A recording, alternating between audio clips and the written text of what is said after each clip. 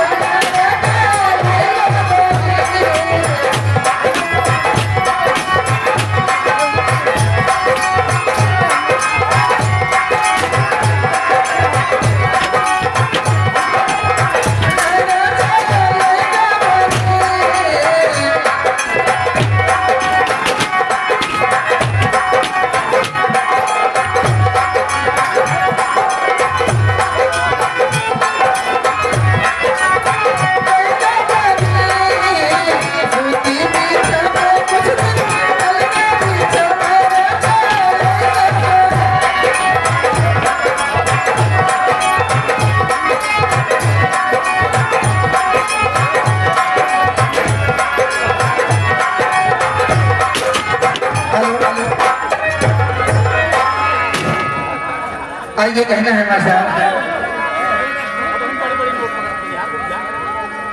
Hello Anil Maurya TV फुर कौन बोल फुर 101 रुपए का पुरस्कार है।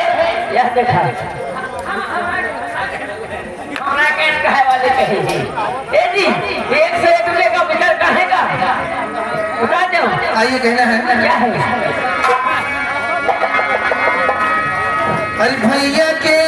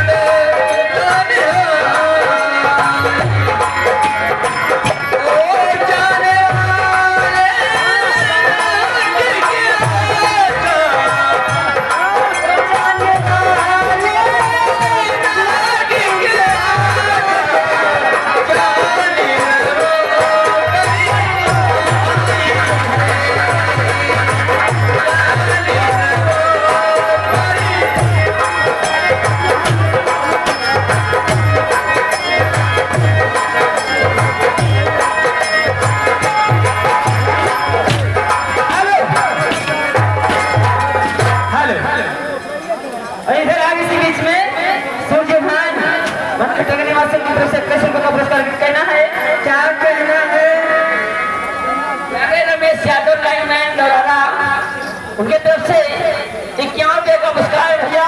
इधर जितने लोग बैठे हैं, इधर जितने लोग बैठे इधर चल के बैठिए, क्योंकि ये लेडीजों का जगह है, यहाँ लेडीज बैठेंगी। यहाँ के लोग इधर आइए। हेलीकॉप्टर आ गए, मोदी साहब आ गए इधर से, जाके रमेश लाइनमैन गौरहा के नाथ सिंह 54 का पुरस्कार। इधर को लाख धन्यवाद।